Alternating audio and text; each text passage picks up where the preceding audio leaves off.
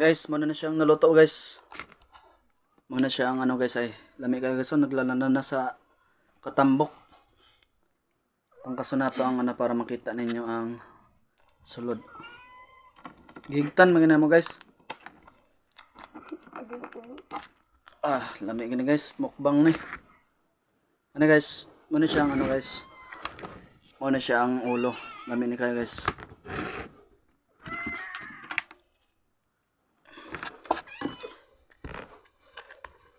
Tilawan daw na to guys.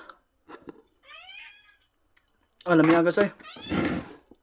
Muna siyang ano guys oh. Dago kayo. Sa mga wala pa katilawan ni guys. PM lang mo kay hatdan tamaan ni nga sa inyong balay door to door.